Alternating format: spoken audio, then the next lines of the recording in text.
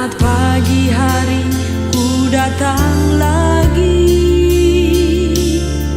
menghadap Tuhan dan rendahkan diri, mengucap syukur buat hari yang Kau beri, memuji Tuhan dengan sepenuh hati.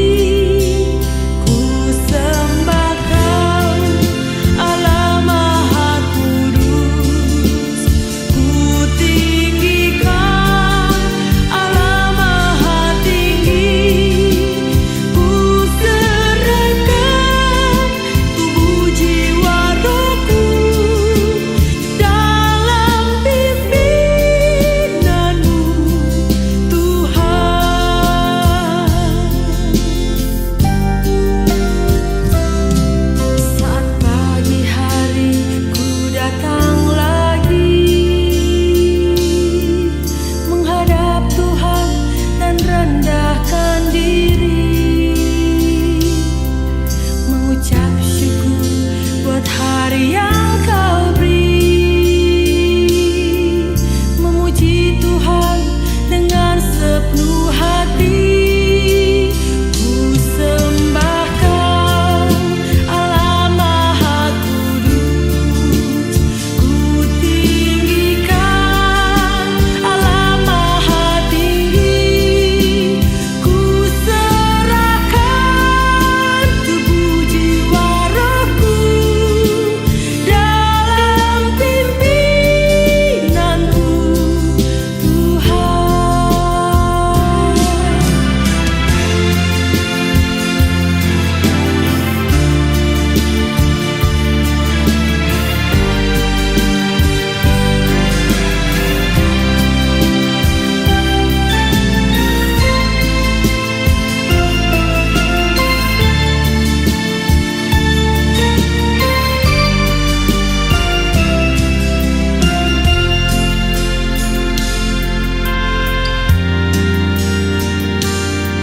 Saat pagi hari ku datang lagi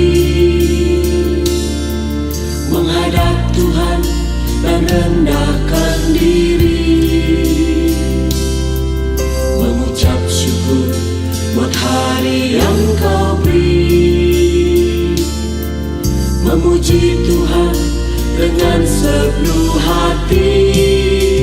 Ku sembah Kau, Allah Maha Kudus. Ku tinggikan Allah Maha Tinggi. Ku serahkan tubuh jiwa rohku dalam pimpinanmu, Tuhan. Ku sembah Kau, Allah Maha Kudus. Ku tinggikan Allah Maha Tinggi. Ku serahkan tubuh jiwa rohku dalam pimpinanmu, Tuhan. Dalam pimpinanmu, Tuhan. Dalam pimpinanmu, Tuhan.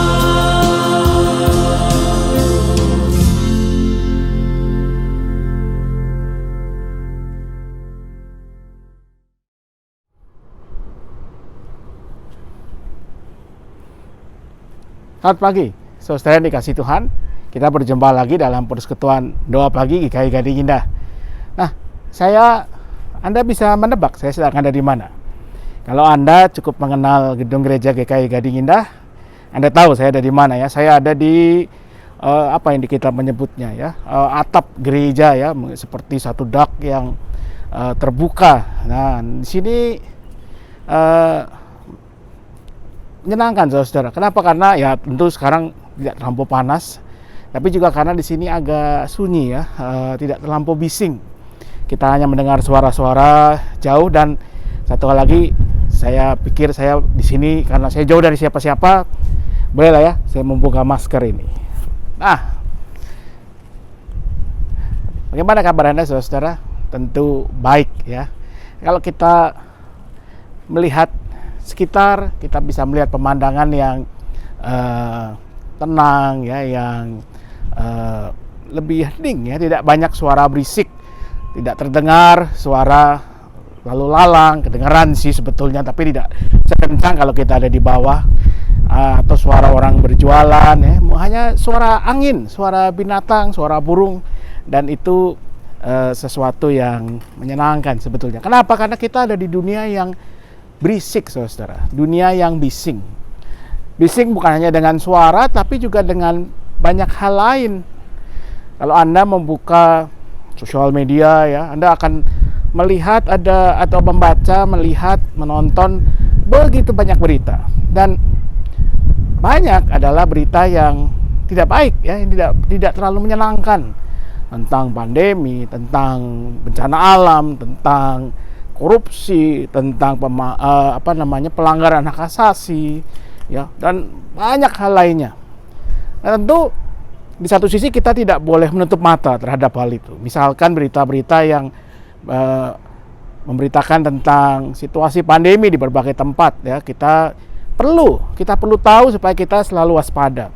Tapi ketika berita itu berulang-ulang terus, semua kita terima dengan berbagai macam berita-berita yang tidak terkonfirmasi, yang ditambah-tambahi, diberi bumbu, atau mungkin bahkan berita yang diciptakan ya, yang kita sebut sebagai hoax. Semua itu membuat kita mungkin akan cenderung selalu berpikir jelek, berpikir negatif. Kita hanya memikirkan hal-hal yang menakutkan, mengerikan, sehingga kita tidak melihat sisi baik dari semua yang kita baca itu. Nah, padahal dalam situasi pandemi ini misalnya, kita masih bisa menemukan banyak hal baik. Orang-orang yang mau memberikan waktu, tenaga, pikiran, harta, hatinya untuk menolong sesama, untuk membantu sesama. Tentang mereka yang menyumbangkan kemampuannya, mereka yang rela kehilangan hak-haknya demi kebaikan bersama ya. Misalkan para ilmuwan yang rela melepaskan sebagian hak mereka atas hak intelektualitas untuk pembuatan vaksin, sehingga banyak orang bisa divaksin, dan banyak hal lainnya.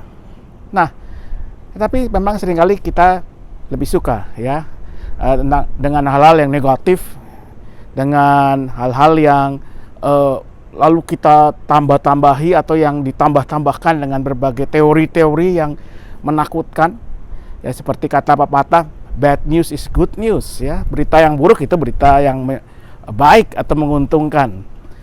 Nah, tapi ada satu ayat Alkitab yang hari ini mau saya baca dan kita boleh renungkan bersama, yang akan terambil dari Filipi pasal 4 ayatnya yang ke-8. Begini bunyinya.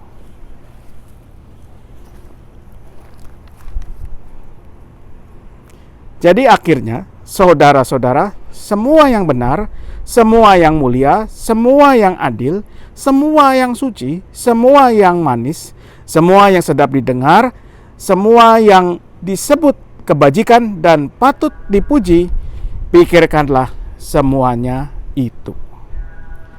Nah, saudara yang dikasih Tuhan, ini bukan berarti bahwa tadi ya kita menutup mata terhadap hal-hal yang tidak baik, terhadap hal-hal yang membuat yang bicara tentang ketidakadilan ya, fakta-fakta mengerikan tentang pandemi misalnya. Tetapi semua itu harus kita lihat dengan kacamata seperti yang dikatakan oleh surat Filipi, yaitu bagaimana dengan melihat semua itu secara positif sebagai bagian dari sesuatu yang mulia, yang adil, yang membawa kebajikan, kita bisa mengupayakan apa yang baik. Artinya apa? Artinya kita tidak terjebak pada ketakutan-ketakutan, bahkan ketakutan-ketakutan yang berlebihan sampai akhirnya mengurung kita begitu rupa. Tapi sebaliknya, kalau kita mau belajar melihat dengan kacamata apa yang dinyatakan oleh surat Filipi, maka kita akan melihat banyak hal secara lebih baik. Kita akan melihat mereka yang mungkin buat kita tadinya menyebalkan, kita bisa mengerti apa yang mereka gumuli, apa yang mereka sedang rasakan. Sehingga pada akhirnya kita tidak perlu setuju dengan mereka atau membenarkan perbuatan mereka yang tidak baik, tetapi kita bisa mengerti apa yang mereka rasakan. Situasi yang tidak baik bukan berarti lalu kita tenggelam di dalamnya, kita kehilangan kewaspadaan, tetapi kita bisa mengambil langkah, memilih langkah yang terbaik. Nah, untuk itu kita harus memilih apa yang akan kita pikirkan, apa yang akan kita lihat, apa yang akan kita laksanakan. Saya mengingat sebuah film yang sangat menarik. Saya lupa dirilis tahun berapa, judulnya A Beautiful Mind. Film ini diangkat dari kisah hidup seorang ahli matematika yang bernama John Nash. John Nash ini seorang yang sangat jenius, sangat pintar, namun dia memiliki satu masalah, yaitu dia memiliki gangguan kejiwaan sebenarnya. Bahwa dia suka memikirkan hal-hal yang begitu rumit, ya kita mungkin sebut overthinking, tapi ini lebih daripada itu. Dia sampai bisa, dan dia begitu terobsesi dengan pattern, dengan pola matematika, dengan hitungan-hitungan rumit, sehingga ia akhirnya kemudian memikirkan hal-hal yang sebetulnya tidak ada. Dia merasa dia memiliki seorang teman yang ternyata tidak ada. Itu hanya ada dalam imajinasinya. Dia kemudian memikirkan teori-teori konspirasi, ya, bahwa dia itu dipanggil oleh agen rahasia Amerika, agensi intelijen Amerika, ya, CIA, lalu atau FBI, saya lupa yang mana, tetapi dia bekerja dengan mereka untuk mencari komunikasi rahasia yang dikodekan lewat berbagai berita koran dan sebagainya. Dia memikirkan teori-teori konspirasi yang rumit, sehingga akhirnya hal itu menyiksa bukan hanya dirinya, dia justru mungkin tidak merasa tersiksa karena dia seperti hidup di dunia itu, tapi juga menyiksa orang-orang yang ada di sekitarnya, keluarganya, istrinya. Bahkan dalam film digambarkan dia nyaris tanpa dia sadari membunuh anaknya sendiri karena imajinasinya, karena ilusinya itu. Lalu apa yang terjadi? Dia harus berobat, minum obat. Tapi yang lebih daripada itu, ada satu adegan ketika di kemudian hari setelah dia bisa mulai mengendalikan semua itu, seorang kawannya bertanya, apakah engkau masih melihat mereka? Mereka itu maksudnya sahabat imajiner yang dia lihat tadinya, yang tidak ada sebetulnya. Lalu pola-pola konspirasi yang semuanya hanya ada di kepalanya.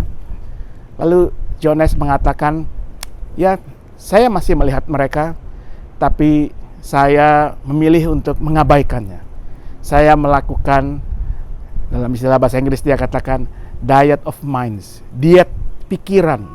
Artinya dia memilih mana yang akan dia perhatikan, tetapi dia juga mengabaikan banyak hal yang semula sebetulnya menarik buat dia, tetapi adalah hal yang tidak baik, tidak membawa kebaikan.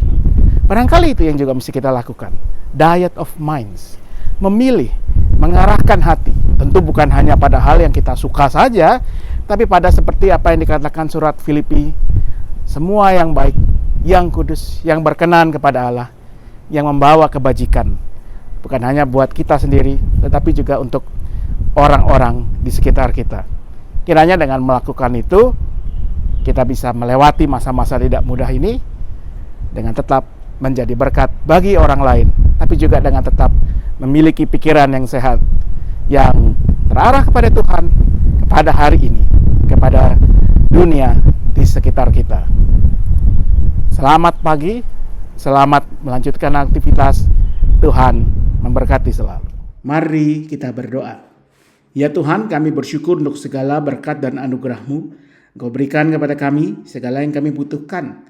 Dan Engkau juga menganugerahkan kepada kami hikmat akal budi, agar kami dengan bijak memilah hal-hal yang harus kami perhatikan, sehingga kami tidak hanya terpaku pada hal yang negatif, yang jelek, yang membawa ketakutan, yang membawa kekhawatiran, yang membuat kami menjadi galau.